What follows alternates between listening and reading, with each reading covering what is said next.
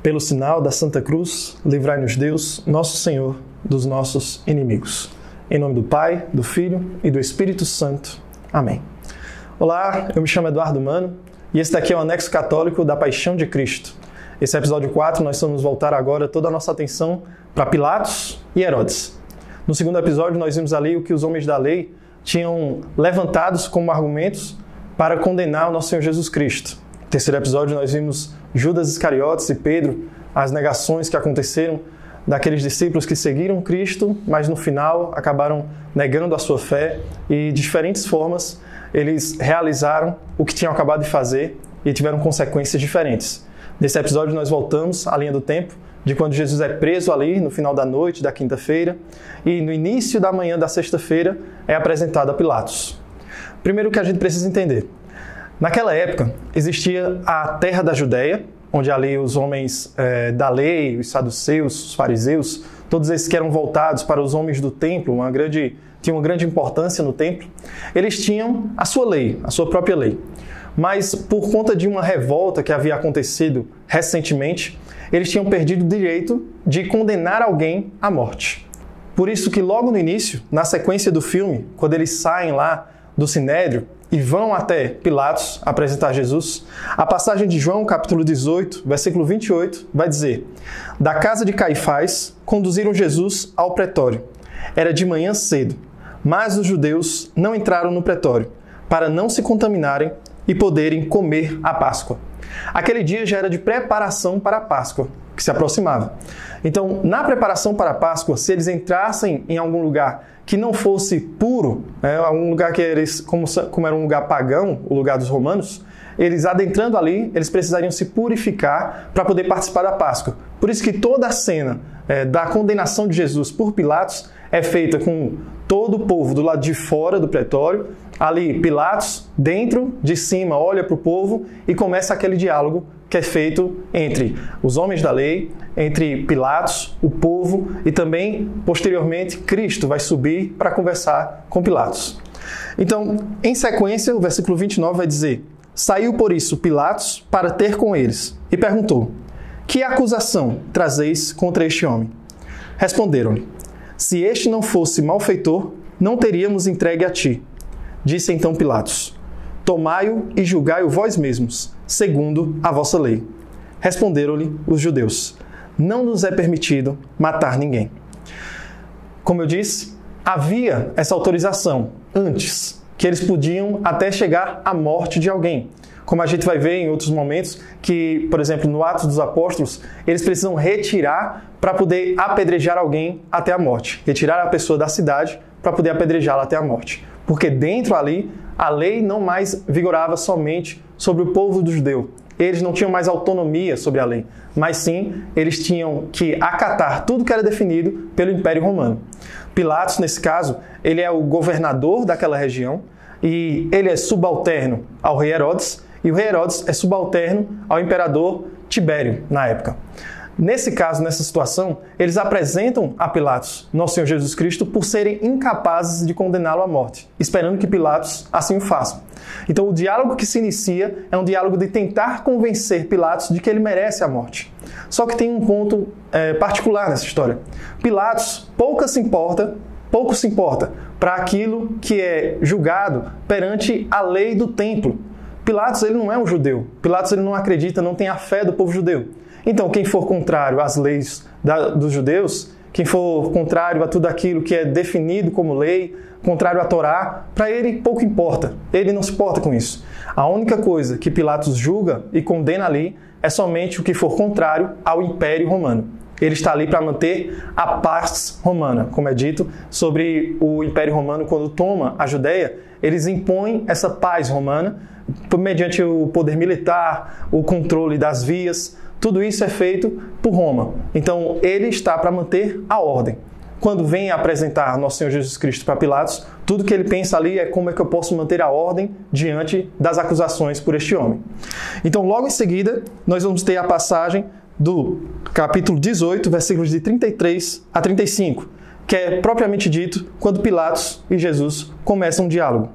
Pilatos entrou no pretório, chamou Jesus e perguntou-lhe: És tu o rei dos judeus? Jesus respondeu: Dizes isso por ti mesmo, ou foram outros que te disseram de mim? Disse Pilatos: acaso sou eu judeu? A tua nação e os sumos sacerdotes entregaram-te a mim. Que fizeste? O que é que acontece? Anteriormente, os sumos sacerdotes, para condenar o nosso Senhor Jesus Cristo, primeiro eles usam os argumentos contra a própria lei, dizendo, olha, ele não respeitou os sábados, ele levantou uma multidão contrária a nós, tudo isso ele foi fazendo, mas isso não convence Pilatos. Pilatos continua olhando e diz, continuem, falem mais. E aí, um dos homens da lei toma o lugar do sumo sacerdote, toma a palavra e vai dizer que ele fez uma coisa pior ainda. Ele levou o povo a evitar que se pagassem os impostos. E aí Caifás, que é o sumo sacerdote, reforça isso, que ele realmente não está pagando os impostos. Ele ensina aos seus discípulos a não pagar os impostos, o que é uma mentira. E aí, nesse ponto, Pilatos identifica que há um ponto ali de contrariedade com Roma. Então, ele convida nosso Senhor Jesus Cristo para uma conversa particular. Eu vou interrogá-lo particularmente para averiguar todas essas afirmações. Só que quando Jesus se aproxima de Pilatos, ele já tem uma informação que não foi dita pelos homens da lei, mas que é uma informação que já rondava a cidade. O rei dos judeus. Pilatos mesmo vai dizer, vocês mesmos louvavam e exclamavam ele quando ele chegou há poucos dias, dizendo, eis o rei dos judeus, hosana nas alturas. Então Pilatos vai tirar essa dúvida específica com o nosso Senhor Jesus Cristo. Tu és o rei dos judeus? E o nosso Senhor Jesus, ele responde a essa pergunta, dizendo que dizes isso por ti mesmo ou foram outros que te disseram de mim? E aí Pilatos responde, acaso sou eu judeu? A tua nação e os sumos sacerdotes entregaram-te a mim. Que fizeste?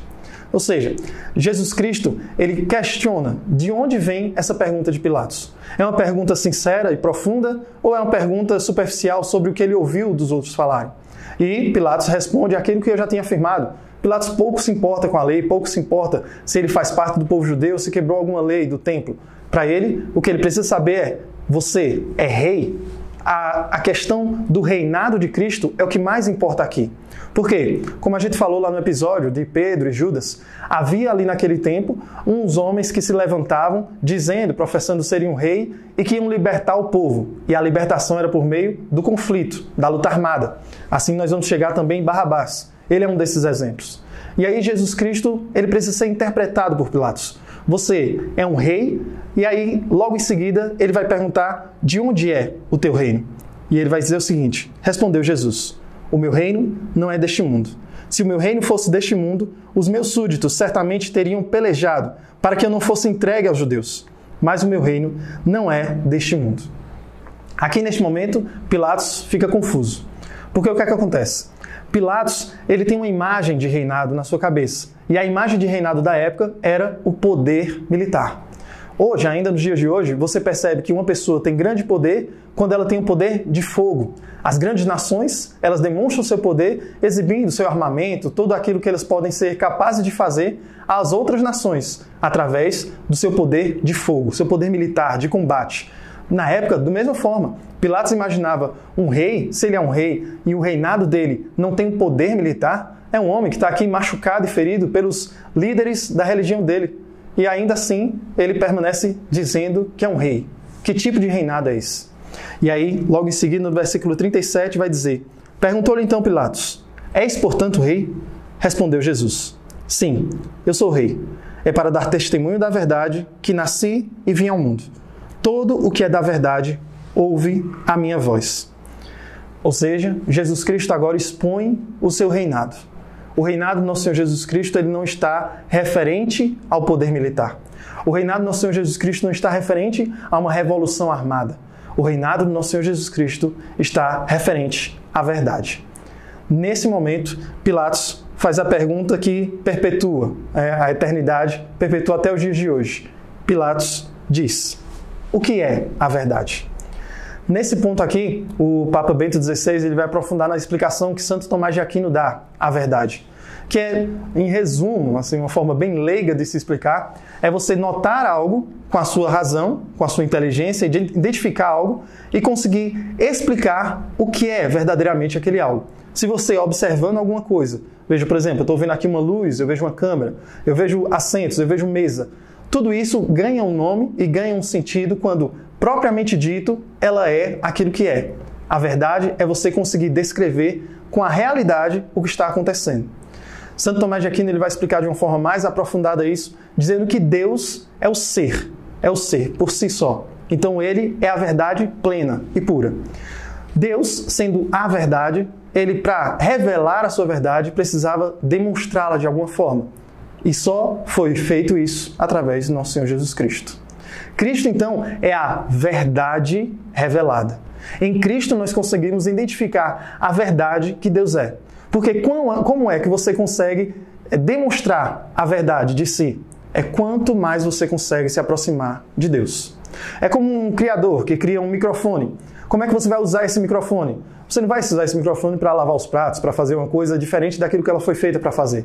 Você vai se aproximar da verdade do microfone quando você pegar e ler o manual daquele que criou e diz assim, não, ele foi criado para ser conectado a uma mesa de som e que através dele minha voz vai ser amplificada. Pronto. Essa é a verdade do microfone.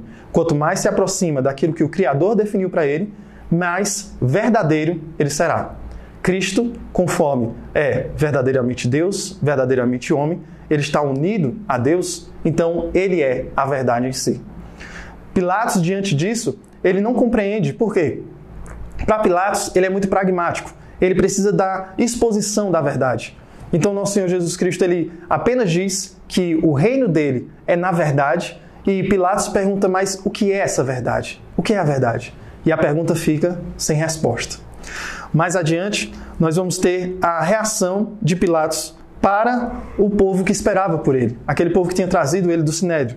Lá em Lucas, capítulo 23, versículo 4 em diante, vai dizer: declarou Pilatos aos príncipes dos sacerdotes e ao povo: eu não acho neste homem culpa alguma. Mas eles insistiam fortemente. Ele revoluciona o povo, ensinando por toda a Judéia, a começar da Galileia até aqui. A essas palavras, Pilatos perguntou se ele era galileu. E, quando soube que era da jurisdição de Herodes, enviou a Herodes, pois justamente naqueles dias se achava em Jerusalém. O que é que acontece? Naquela época, Pilatos ele tinha a jurisdição sobre Jerusalém. Ok. Herodes ele tinha a jurisdição, o rei Herodes, ele tinha um comando sobre a Galileia. Só que a Galileia de Jerusalém é muito distante. Porém, devido à Páscoa, Herodes também se encontrava em Jerusalém. Então, o que foi Pilatos fez? Para se livrar daquela complicação de definição sobre a condenação ou não de Jesus, ele decide passar adiante. Primeiro, ele defende a inocência do nosso Senhor, tentando argumentar. Segundo, ele manda a Herodes. Diz, já que ele é galileu, quem é responsável pela Galileia é Herodes, e Herodes se encontra em Jerusalém. Mandem ele para Herodes. Neste momento, Jesus é levado até a presença de Herodes. E agora cabem algumas observações sobre Herodes. Este Herodes, ao qual está sendo referido aqui, é Herodes de Antipas. Herodes de Antipas é filho do Herodes que manda perseguir a Sagrada Família, que manda perseguir as crianças até os 2 anos de idade, quando Jesus nasce. Que a família, a Sagrada Família, foge para o Egito para evitar que o nosso Senhor Jesus Cristo seja pego. Aquele é Herodes o Grande, ele é o pai. Esse Herodes de Antipas é aquele ao qual é amigo de João Batista, que fica com a esposa do seu irmão, que João Batista o condena, que ele fica constrangido e que essa esposa pede que a sua sobrinha, no caso a sobrinha de Herodes, pede a cabeça de João Batista e ele oferece. Esse é o mesmo Herodes. O Herodes que era amigo de João Batista é o mesmo Herodes que vai receber agora o nosso Senhor Jesus Cristo. No episódio anterior, a gente falou um pouquinho sobre os fariseus e os saduceus. Vamos lembrar um pouco. Os fariseus eram aqueles que acreditavam na vida eterna, em tudo aquilo que transcende, enquanto que os saduceus não acreditavam nisso. Eles acreditavam apenas na Torá, os 5 primeiros livros da Bíblia. Enquanto que os fariseus acreditavam também nas palavras dos profetas e todo esse âmbito espiritual da fé. Os saduceus, então, eles tinham uma fé, digamos que não se preocupava muito com a vida eterna. A fé era para ser realizada e executada no hoje, no agora, no aqui. É isso que nós observamos em Herodes. As imagens, quando mostram Herodes, mostram ele em meio a um povo que está sempre bebendo, se animando, vivendo a vida que há, não se preocupando com a vida que há de vir. Então essa fé de Herodes é baseada na fé dos saduceus. Ele acredita no mesmo que os saduceus acreditam. E essa fé ela é muito supersticiosa. Por quê? Ele acredita no espetáculo. Ele era um grande amigo de São João Batista porque ele via palavras sábias de João Batista vindo. Ele sabia que existia alguma coisa mística ali acontecendo. E onde tinha alguma coisa mística, ele ia atrás. Ele ia atrás para descobrir, para ficar informado, assim como nos dias de hoje. Nos dias de hoje, onde a gente tem uma população grande, onde tem um pouco de misticismo, nós vamos atrás. Onde tem um pouco de superstição, nós vamos atrás. Herodes, ele vivia nesse âmbito. Essa busca por um espetáculo, pelo clamor que havia na fé dos outros. Mas ele em si não tinha uma verdade. Ele apenas gostava de degustar as festividades, o artista que aparecia à sua frente demonstrando algum tipo de fé. Cristo aparece diante de Herodes. Herodes fica animado, extasiado. As cenas do filme mesmo mostram isso. Então és tu, o rei dos judeus, Jesus, o Nazareno? Ele já sabia quem era, já ouvia falar, faz milagres. Tu que és aquele que prometeram que ia nascer aqui. E ele fica empolgado, esperando de Cristo um espetáculo. Jesus, diante de Herodes, fica em silêncio o tempo todo. Diante de Herodes, ele não fala nada. Por que isso? Cristo sabe que, para ser misericordioso com Herodes, só através do silêncio. Porque imagine você que alguém que é alimentado pela superstição, alguém que é alimentado pelo efeito especial da fé, alguém que é alimentado pelo show, pelo evento da fé. Quanto mais você oferecer isso a ele, mais em pecado ele vai adentrar. Então Cristo, diante de Herodes, ele vê que Herodes está só esperando aquele glamour, aquele esplendor, faz um milagre. Ele pede a Jesus que ele realize alguma coisa extraordinária na frente dele para que ele possa contemplar e se deleitar nesse sabor delicioso do transcendental presencial. E aí Cristo, diante dele, em silêncio permanece. Herodes insiste, fala, persiste, até que chega ao fim e ele percebe, não, esse daí não é. Esse daí não descumpriu nenhuma lei, ele não é capaz de fazer isso porque esse é só um louco. É um louco. Veja, não consegue nem capaz de falar comigo, nem conversar comigo. Ele até indaga ao nosso Senhor Jesus Cristo se ele é o rei. Se ele é o rei, quem é Herodes? Já que ele é o rei. E Jesus permanece em silêncio. Muitas vezes o silêncio do nosso Senhor Jesus Cristo é o mais profundo ato de misericórdia que ele pode ter para com a alma que ele está conversando. Porque se ele expressar qualquer palavra, ele sabe que só vai aprofundar cada vez mais aquela alma na lama que ela está adentrada. Então, depois de Herodes, ele volta a Pilatos.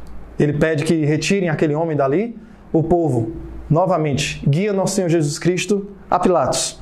Chegando a Pilatos, ele vê que Herodes não encontrou nenhum fundamento nas acusações, o próprio Pilatos não havia encontrado. No caminho, quando estão levando para Pilatos, o filme mostra uma cena interna dele conversando com a sua esposa. A tradição explica que o nome dela é Cláudia. E nesse diálogo, ele pergunta a ela sobre a verdade. E a Cláudia diz ali, que se você não quer escutar a verdade, você não será capaz de ouvi-la. Então Herodes está disposto a ouvir uma verdade que tenha lógica, que tenha explicações e que seja clara. Como é que pode um rei estar sendo apanhado, estar sofrendo desse jeito pelo seu próprio povo? Isso não é um rei. Na cabeça de Pilatos isso não se encaixa, não faz sentido. E aí Pilatos tenta, pela terceira vez, uma forma de inocentar nosso Senhor Jesus Cristo. A primeira ele tentou no argumento, a segunda mandando para Herodes, a terceira agora ele convoca Barrabás. Naquela época, tinha esse costume, o próprio Pilatos vai apresentar isso, dizendo todos os anos nós oferecemos uma anistia, nós oferecemos uma libertação para alguém que está preso. E aí ele chama Barrabás. Quem é Barrabás? Lembrando também do episódio anterior, como a gente falou, que havia essa revolução, esse sentimento de revolucionário, ao qual Cristo está sendo acusado agora, Barrabás também foi acusado.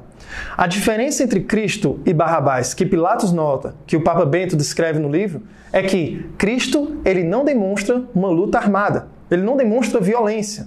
Cristo ele fala apenas de uma verdade, ele fala de um modo onde vai pela paz e apenas pelo reino que ele sabe que tem, mas que não é exemplificado pela terra, ele sabe que ele pode conduzir este povo à eternidade. E Pilatos se indaga muito sobre esse reino, nosso Senhor Jesus Cristo, ao qual ele não conhece e não compreende pela explicação de Jesus. Mas ele sabe quem é Barrabás. Barrabás, a própria Escritura vai descrever como aquele que é um homicida. Ele comete um assassinato durante uma revolução, uma revolta para tentar conseguir o poder. Nesse assassinato é que ele é preso. Então, diante do povo, Pilatos apresenta alguém que é impossível de inocentar, Barrabás, e alguém que tem toda a possibilidade de ser inocente, porque não causou nada até agora. São só as palavras dele, são só as ações dele que em nenhum momento feriu alguém. Então, o povo começa a exclamar: liberta Barrabás! Liberta Barrabás! E aí uma profundidade um pouco mais no nome Barrabás. Barrabás, ele significa filho do pai. Bar e Abá. Abá, pai, e Bar, filho. Filho do pai.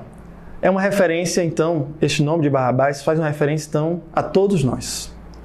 Precisou que, para um se tornasse inocente, outro se tornasse culpado. Alguém que tinha todos os motivos para ser condenado foi inocentado. Mas somente aconteceu isso porque um outro alguém, que totalmente inocente, se fez culpado.